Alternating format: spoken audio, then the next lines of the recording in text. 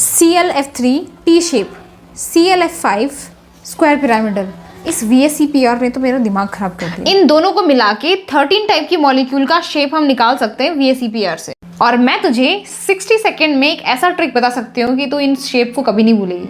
सही में? सबसे पहले तुम्हें 5 पोस्टुलेट्स पता होने चाहिए VSEPR के। पहला, शेप ऑफ मॉलिक्यूल डिपेंड करता है सेंट्रल एटम के वैलेंस शेल इलेक्ट्रॉन पेयर पे। दूसरा, ये इलेक्ट्रॉन पेयर दो टाइप का हो सकता है, अगर बॉन्डिंग में पार्टिसिपेट कर रहा है बॉन्ड पेयर, और अगर नहीं पार्टिसिपेट कर रहा लोन पेयर, अनशेयर्ड पेयर कहते हैं, जो लोकलाइज्ड होते हैं, ज्यादा इलेक्ट्रॉन डेंसिटी रखते हैं। तीसरा, स्ट्रेंथ ऑफ रिपल्शन इस ऑर्डर को फॉलो करता है। चौथा, शेप डिसाइड होता है मिनिमम रिपल्शन पे, इसलिए इलेक्ट्रॉन पेयर को तुम्हें मैक्सिमम डिस्टेंस पे प्लेस करना हो। एंड पांचवा, तुम्हारे पास मल्टीपल बॉन्ड हो, चाहे डबल हो ट्रिपल हो, उसको एक सिंगल इलेक्ट्रॉन पेयर की तरह ही हम शेप में कंसिडर करते हैं। और अब बात करते हैं 13 टाइप की मॉलिक्यूल की। यहाँ पे ए तुम्हारा central atom, B bond pair, L lone pair है। मिनिमम 2 बॉन्ड के साथ स्टार्ट होगा, तो पहला केस बनता है 2 bond pair 0 lone pair, bond के बीच में होगा 180 एंड शेप बनेगा linear. 3 bond pair 0 lone pair का शेप बनता है ट्रायगोनल प्लेनर 120 डिग्री। इसी का दूसरा केस होता है जहाँ पे 2 बॉन्ड और 1 लोन पेयर है, यानी एक बॉन्ड की जगह पे लोन पेयर लगा दो।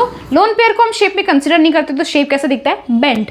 नेक्स्ट केस आता है 4 से, 4 बॉन्ड पेयर 0 लोन पेयर, और इसका शेप है टेट्राहेड्रल। एक बॉन्ड प्लेन के बाहर आता है और एक बॉन्ड प्लेन के अंदर की तरफ आता है, 109.5 डिग्री बॉन्ड एंगल पे। 3 बॉन्ड पेयर 1 लोन पेयर है, तो तुमने एक बॉन्ड को हटा दिया, शेप किसकी तरह दिखता है? पिरामिडल। केस बनता है 2 बॉन्ड पेयर 2 लोन पेयर का, एक और हटा दो बॉन्ड, 2 ही बॉन्ड बचेंगे, शेप है बेंट। इस केस बनता है 5 का। 5 के केस में पहला जिसमें 3 एक ही क्या होते हैं? प्लेनर, ट्रायगोनल प्लेनर की तरह दिखते हैं, और एक बॉन्ड होगा प्लेन से ऊपर और एक प्लेन के नीचे, तो it is trigonal I pyramidal. इसी का दूसरा केस 4 बॉन्ड पेयर है इस पर और 1 लोन पेयर है, एक बॉन्ड को हटा दो, सीसॉ।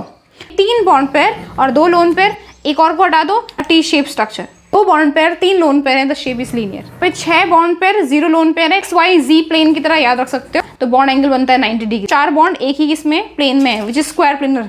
फिर एक बॉन्ड ऊपर और एक बॉन्ड नीचे। 5 बॉन्ड पेयर 1 लोन पेयर, तो एक बॉन्ड को हटा दो, उसकी जगह पे क्या लगा दो? Lone pair. So this is the shape square pyramidal. 4 bond pair 2 lone pair, shape is square planar.